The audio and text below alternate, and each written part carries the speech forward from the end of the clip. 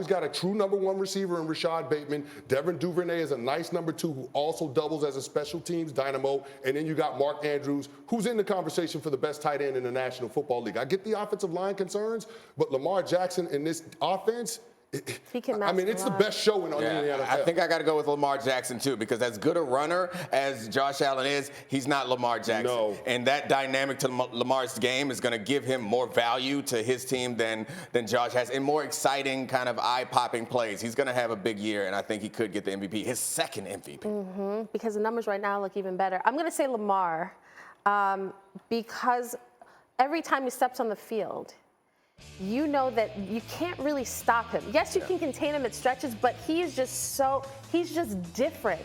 And he challenges the actually crowd. The crowd that says, I don't know. The Chris Canty's of the world that want to tell you, I don't know. Like this guy, what he's doing is impressive. I'm just messing with you. I know you love Lamar. I think it's going to be Lamar. Yeah, right. Look, this to me, it's as interesting a game. There's some good games this weekend. Yes. Yeah. I mean, again, the Chiefs and the Bucs. We hope that everything is all right, depending on the where the game is played. And then this one, another fascinating quarterback matchup. And then on the other end of the spectrum, we got the Giants playing the Bears. Now, these teams are combined 4-2, but boy, it doesn't feel that way, right? Daniel Jones was sacked 5 times Monday night, and the Giants lost to the Cowboys. Jones and the Giants now squaring off against Justin Fields and the Bears. Jones was pressured 24 times Monday night. That's the most by a quarterback in a game this season. And only one quarterback has been pressured at a higher rate this season, and that would be the guy he'll be watching on the other side of the field. That would be Justin Fields. And here's, look, I sort of tiptoed around, well, not tiptoed. I suggested this yesterday, and I'm going to say it again.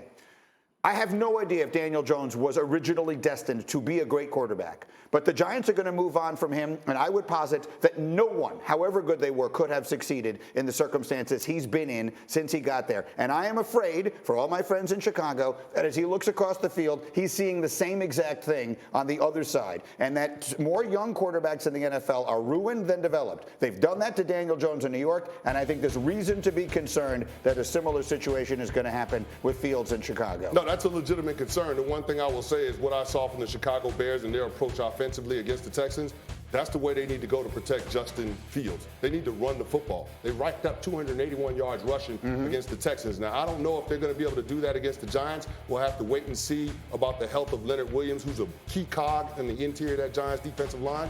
But if they continue to run the football and then use Justin Fields sporadically in the passing game, moving the pocket, getting him out on the perimeter, and allowing him to have half-field reads, I think that's the formula to protect him and to try to get him to survive this year. I don't know how much development is going to happen this year because of the talent around him, but it's just about Justin Fields surviving this year and getting to an offseason where they have more resources to put more talent around him. I think you're right. That's a horrible sentence, right? Yeah. Here we are. This is his second season, and there's not going to be any development. We're cutting it. We're just passing sporadically. This is pro football in the year 2020. He had 17 passes. I know. Yeah, he completed 8 of them. He got sacked 5 times. He got picked off twice, and they won. These situations are similar. It's not fair to the coaching staff that's there. It's not fair to the new GM. It's not fair to the player. It's not fair to the fans. But this is a situation that they're in. Life is not fair sometimes. You need to figure out how to do what's best for the organization and what's best for the player in both these situations. And for Jones, it's going to be somewhere else. He's going to have to find a new location, and hopefully that location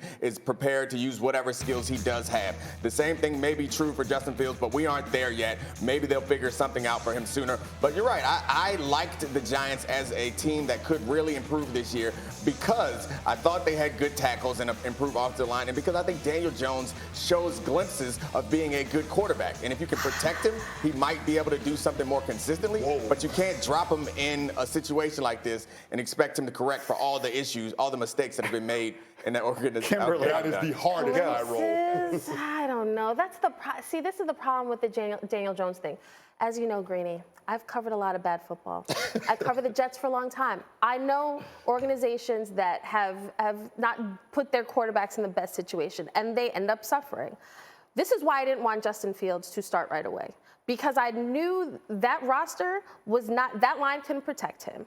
That roster wasn't strong enough. And when you have a rookie thrown in there, yes, he has the tools, he can escape the pocket, but sometimes you don't want your QB under duress all the time. But Justin Fields still makes plays where you're like, okay, I see it.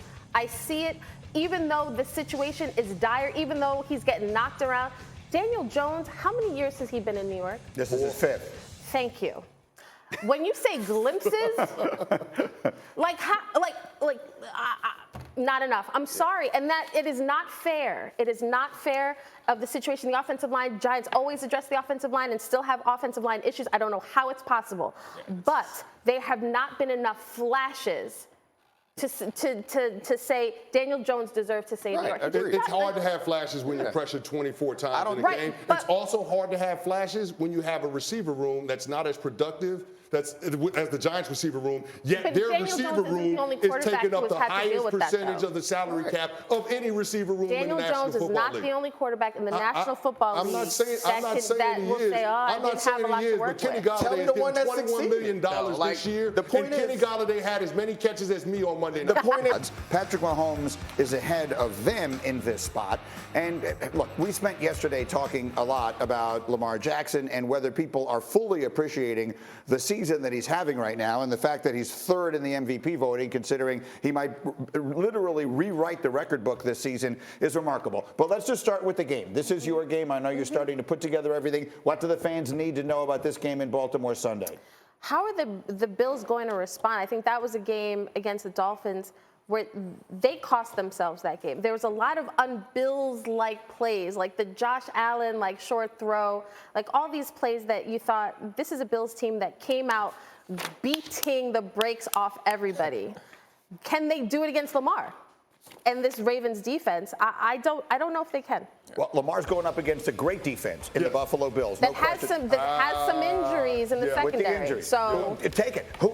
Give it to me here, Canty. What do we see in this matchup between these two superstar quarterbacks? Well, I think Lamar Jackson can take advantage of the Bills secondary, and I know a lot of quarterbacks haven't been able to do that. But when you look at Jaquan Johnson and DeMar Hamlin being the safeties as opposed to Micah Hyde and Jordan Poyer, there creates that void in the middle of that defense, especially deep in the middle of the field. And you saw Tua take advantage of that last week on that 3rd and 22 when he threw a 45-yard completion to Jalen Waddle. Those were the two guys that were in coverage. So I think Lamar Jackson can take advantage of this Bills defense by winning from the well. And if you watch what Lamar Jackson did the last 2 weeks from the pocket, he has been absolutely surgical. 70% completion percentage, 7 touchdowns to 1 interception. The guy is a monster right now. He's answering all the questions about can he win from the pocket. And I think that's how he takes advantage of this Bills defense. For him to do it, the Bills pass rush is really impressive. For him to do it, they're going to have to find out an answer for the left tackle because they've had so many injuries at that spot. They're down to 3rd and at certain times in the game, 4th string left tackle in this previous game. So Lamar can dominate from in the pocket if there is a pocket to dominate from. So that's the big question. How are they going to protect Lamar? Dom, I will say this. I was at that game calling it on the radio. They figured it out. After a quarter and a half, he figured it out. Patrick McCary went out and Daniel Faalele came in and Dietrich Wise went to work. He had 3 sacks in the first half. But guess what? After Lamar had that interception, they figured out exactly what they needed to do with that passing attack. And I think that shows the evolution of the player, being able to diagnose the defense, recognize the weaknesses, and get the ball to the one-on-one matchups. Von Miller wasn't at that game, no. Fair enough. That's all. There's a different defensive line. Here's the other thing with the Bills, though. They can put up points in a hurry, but they have a hard time closing out games. When it's a one-score game, when it's a close game, for some reason, they just have a hard time closing it out. They ain't won in 2 years in a one-score game. Exactly, and that's what I'm looking for this year because you look at the